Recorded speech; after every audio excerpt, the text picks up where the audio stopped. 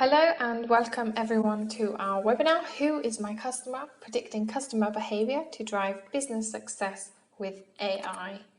Presenting today will be Matteo Casadei, Head of Data Science here at BitBang, and I will very shortly pass you over to him, but just a few quick notes before we start. If you have any questions, we will be holding a question and answer section at the end. So do shoot over any questions you have during the presentation and we will look at these at the end.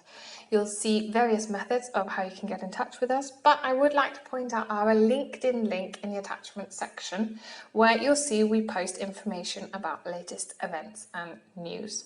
Your feedback is welcome, so let us know in the feedback at the end of this webinar. We would love to hear from you and what you thought, or even what you're looking for next.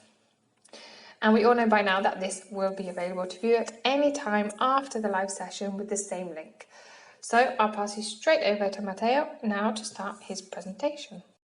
Thanks for introducing me. And of course, it's my great pleasure to be here and get the chance to show what we do every day at BitBang to extract the best customer insight for our clients.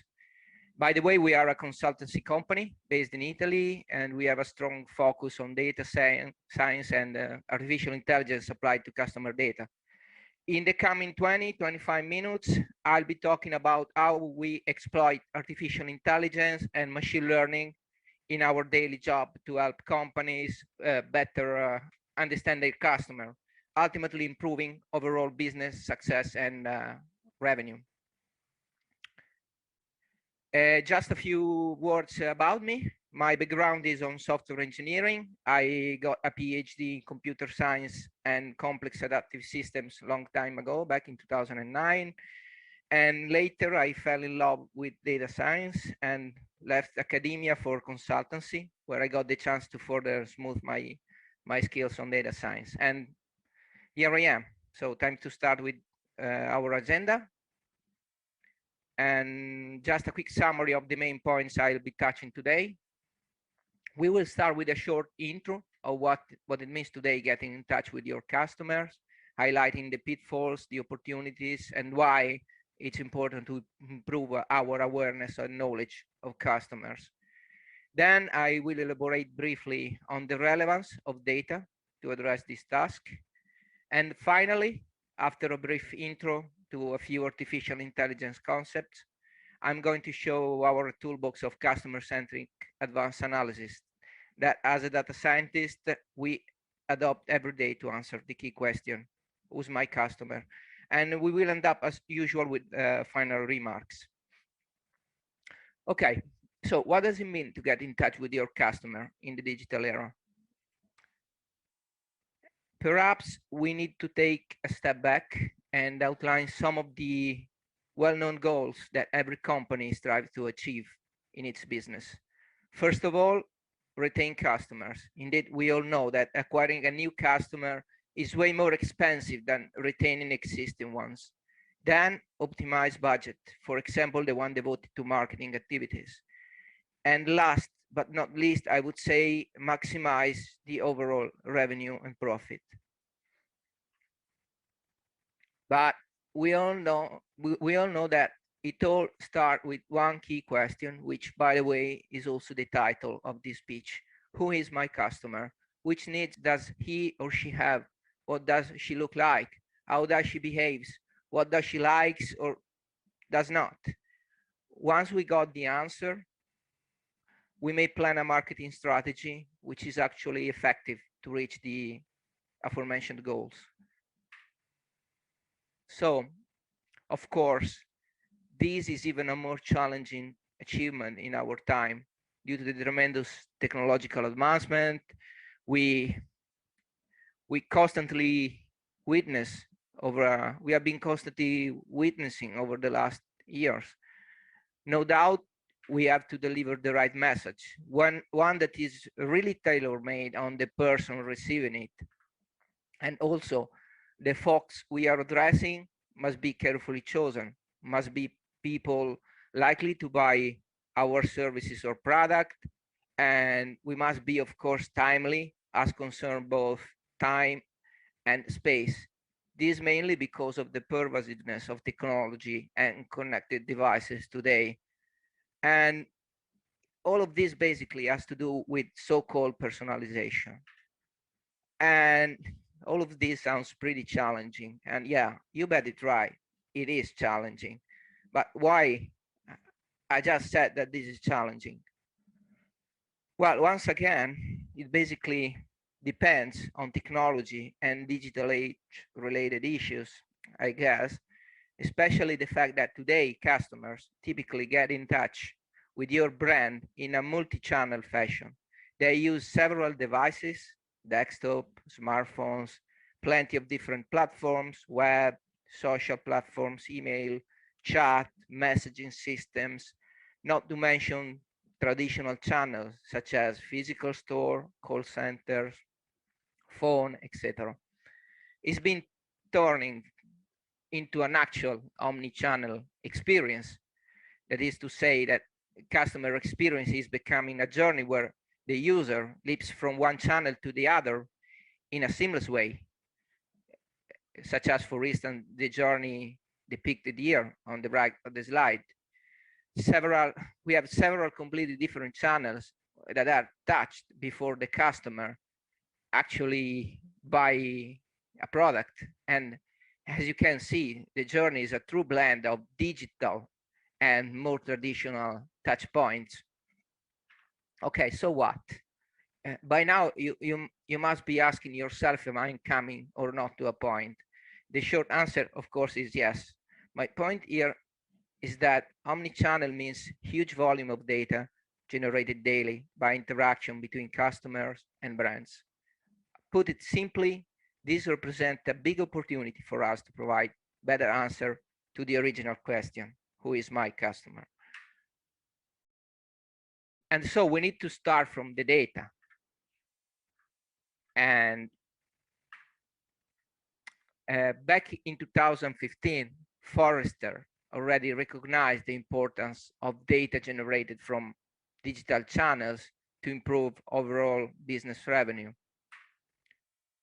And our practical roadmap always starts exactly with making better use of data and exploiting it to get customer insight aimed at improving experience and personalization.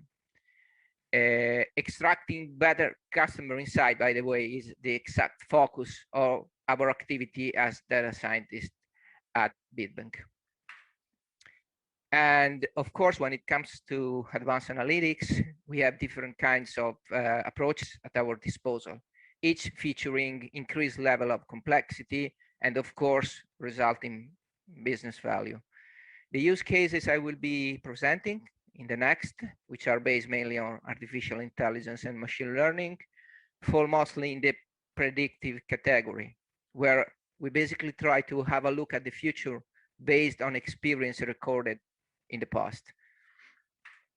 And if I were asked to define a roadmap of advanced analysis, I would probably structure it in three main pillars. Listen, understand, and predict. So listening means being able to intercept and recognize people's opinion about the brand and the company, trying to intercept the overall sentiment of customers. That makes it possible for us to answer a few specific and very important questions. For instance, I just reported here a few examples. What are the topics most often associated with my brand or product? Which issues impact the most the overall quality of customer care, customer support? What do my customer think of my latest product? What is my customer sentiment when it comes to a specific product or my brand? And so on and so forth. Then comes the second stage, understanding how your customer behave so as to create basically profiles organized around meaningful factor, just for instance, the one I reported here: frequency of spending, recency of last purchase, average cart value, if my customer is mostly a digital one or a traditional customer, time spent on e-commerce, product categories visited on my e-commerce, and so on. Last but not least, predict. Predict is about forecasting what action my customer is going to take in terms of interaction with the company. In other words, here what we try to achieve is forecast future customer behavior.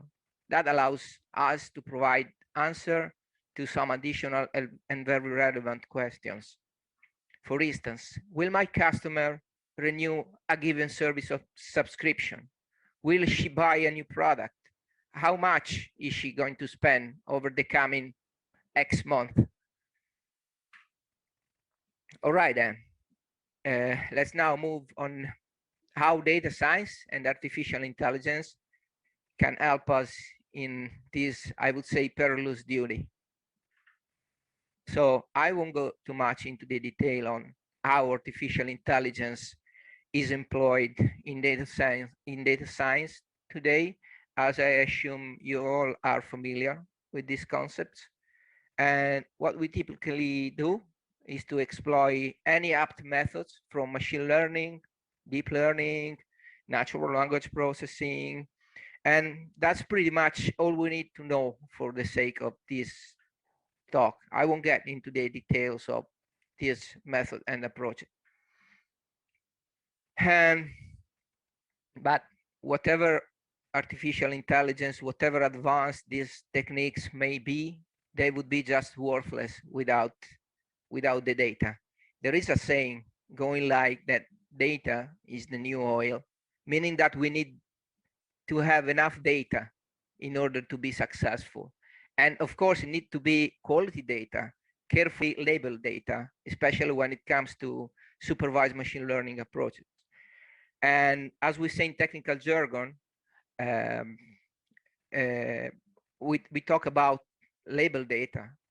And once we have quality label data, we can adopt it to train our models. And also, a long time ago, of course, long time ago in terms of computer science time units, I would say, a pillar paper on this subject referred to this phenomenon as the unreasonable effectiveness of data, meaning that we should just stop searching for the best model or algorithm, and instead we should invest more time in collecting training data that better represents the phenomenon we want to predict, we want to work on. And having said so, I just did not mean that models have no impact at all on the quality of the final outcome of our projects. But like computational resources today, perhaps even models have turned into mere commodities, I would say. No doubt, we got tons of models to experiment with different degree of complexity, of course. But being a data scientist myself, let me tell you something that you probably won't surprise you at all. And my team and I usually spend more than 80% of our working day in getting better training data. Of course, when feasible, not always that's feasible. And in preparing this data to get better input variables. By better, I mean features with good predictive power. And simply, the time devoted to modeling comes down to less than 20%, I would say. Okay, so coming to data, which data do we actually need for this customer-centric analysis? Short answer, basically any data which is relevant to customer behavior. So CRM data, billing data, sales, point of presence, even ERP data is relevant.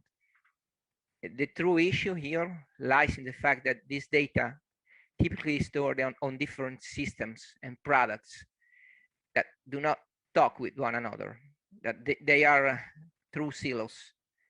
And accordingly, it's hard to achieve the so-called unified customer view. And while we can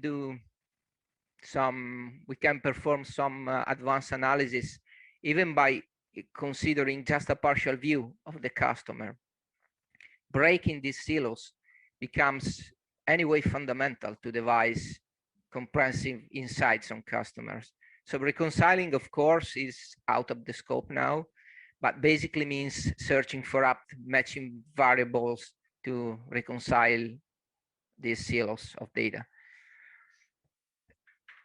And as data scientists, what we can draw from our virtual toolbox? Well, again, imagine a workflow structured as outlined before, a sort of starter kit for us, composed of 5 advanced analyses: customer smart listening, customer segmentation or clustering, customer retention, propensity, and lifetime value. We'll see each one of these in more detail in the following. So, customer smart listening aims basically at processing the unstructured content, text, generated implicitly or explicitly by our customers when they interact with the company, for instance, via surveys, web forms, call centers, social networks, and so on and so forth. We adopt basically NLP techniques, and we usually perform topic modeling to extract hidden topics. Algos adopted here usually include, for instance, LDA, neural topic modeling, word-to-vector, doc-to-vector, and so on and so forth. Other supervised machine learning model can be exploited instead for performing sentiment analysis. So the resulting logical pipeline looks like basically this one, where discovered topics are further analyzed to assess the underlying semantics and coherence. And ultimately, those can be leveraged as a base to automate specific tasks, such as, for instance, routing calls to the most appropriate customer care division. And with segmentation, with customer segmentation, instead, what we try to achieve is to identify a reasonable set of customer profiles based on past recorded behavior as a base, for instance, for proposing and suggesting personalized product or discounts to user, to setting up personalized marketing campaigns more in general. And in this case, we mainly exploit unsupervised machine learning. And after doing some reconciliation of the data, we try to find cluster of users sharing similar behavior. For instance, in terms of product purchase, frequency of visit to the e-commerce, recency, so on and so forth. This represents basically a starting step, as I was saying before, for setting up personalized marketing campaign and overall strategies. Well, coming to customer propensity, here we aim at finding customer likely to do something which is relevant for one company's business, such as, for instance, buying a given product or service in the coming future. It works by assigning each customer a propensity score, basically a probability to convert. Usually we model this by leveraging customers' past behavior and interaction with the brand. And we use supervised machine learning to assign a propensity score to each customer. The model so trained can then be applied to new customers and ultimately adopted to drive subsequent marketing efforts, for instance. And for instance, we do that by leveraging the segment of users with a very high propensity to convert, the top of the pyramid you see here, for instance. And after modeling, in this example shown on the right, after having modeled our customer with unsupervised machine learning with clustering and training the machine learning model for propensity, we are just able to detect the segments of customers organized in a sort of propensity pyramid, and the customer at the top just being the guys with the highest value for business. And then comes customer retention. For the sake of time, I won't spend that much on retention, and as the methods employed here are pretty much the same as in propensity. Here, the goal is to find customer likely not to renew a service subscription, those likely to abandon the company. Here, the score assigned is usually called churn probability. And what we have done in the past, as an example of why retention is relevant, was to use machine learning, again, supervised machine learning, to build a monitoring system that periodically can warn on customers likely to churn. So that helps company to address the issue of retention in a, I would say, in a timely fashion, in a timely way. And eventually, the last one, customer lifetime value.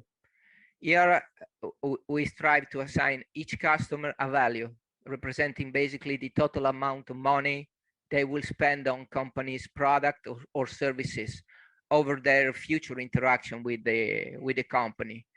And this value can be, for instance, exploited to find customer with a potential future high revenue. This is very relevant for setting up cross-selling and upselling campaigns. And again, we rely on past behavior in purchases, and usually we train a supervised machine model via an approach called RFM, recency, frequency, and monitoring, that looks at the past in terms of volume of purchases, amount of money spent on each purchase, recency of the last order. Again, the output here is a set of customer segment organized depending on forecasted future value.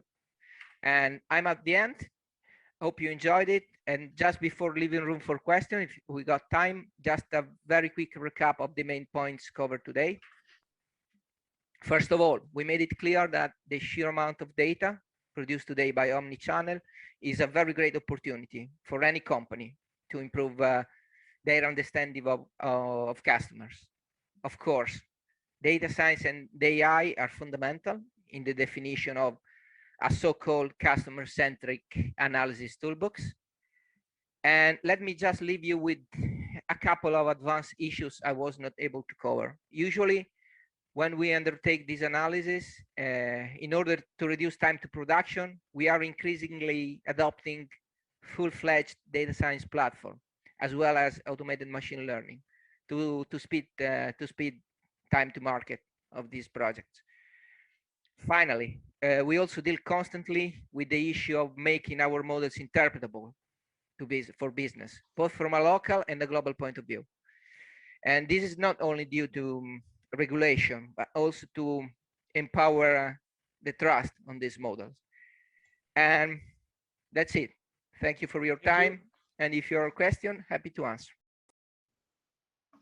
Great, thank you. Thanks, Matteo. Yes, so if you have any questions at all, now is the time to ask in the box. We have had one come through actually, Matteo. Let me just check here. Okay, so here's one. Do you believe that achieving an effective unified customer view is a preliminary and mandatory step to undertake the analysis you described?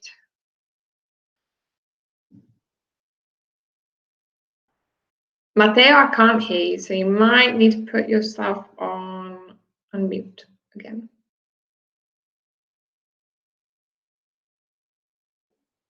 No.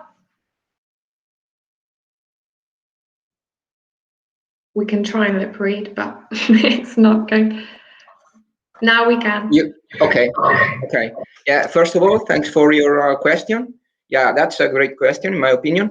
No doubt that any of the analysis I've shown here can really benefit from being able to reconcile, for instance, data coming from CRM with data regarding online and offline sales, especially when it comes to predictive analysis, like, for instance, lifetime value. Of course, having a unified customer view is not mandatory to achieve some preliminary or good result. Of course, the kind of insight and the phenomena learned by our machine learning model that way would be only partially representative, maybe. In other words, they would capture only partly the behavior of our customers. Also depends on what you are trying to achieve. Initially, could be more than enough trying to capture just the behavior of e-commerce online users. So providing a unified customer view won't be so relevant for a preliminary study on e-commerce. But once things get, I would say, tough, and the ultimate goal is not just the mere e-commerce user, but the customer as a whole, for instance, taking into account every online and offline touch point and channel, then you won't be able to go that far without a unified customer view. By the way, if you think about that, all of this has to do with data quality. The more data sources we can reconcile, the more we are able to improve data quality, and in the end, the effectiveness of our insights. That's it. Yeah. Hope that answered the question. Gonna get stronger. Great. Yeah, I think it did. Thank you. And there is another one as well. So you depicted a workflow of analysis based on the paradigm listen, understand, predict. Yeah, I think that was in your presentation. Does it resort a sort of sequential process? So, for instance, you cannot do customer propensity or lifetime value without first completing the customer segmentation. Yeah, again, thanks for these great questions.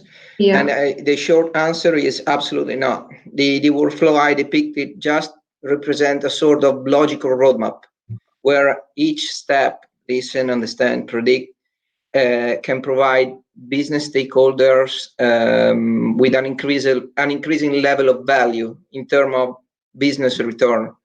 For instance, you can just be interested in doing customer retention or propensity, but that on its own does not require that you first have to complete segmentation, for instance, which is in the understand stage. Sure. It may be the case that you actually already absolutely aware of the different customer profiles of your company, so you don't need to undertake the understand stage before going to the predict stage. So the just pick out what's good for you, yeah. what you need specifically. Yeah, I think that the same pretty much applies also for other stages of this logical roadmap. As I was saying before, it has a sequential meaning, not from an operational point of view, but from the standpoint of the value of the provided results. By the way, also, if you think about that, the sequence has nothing to do with the complexity of the approaches we adopt to fulfill the goal of these stages. It has nothing to do with the complexity of the artificial intelligence and machine learning techniques we adopt. Probably, if we think about listen and understand, the focus is more on making sense of past user history to capture behavior or interests related to our users. In other words, that's something more related to descriptive or diagnostic analytics.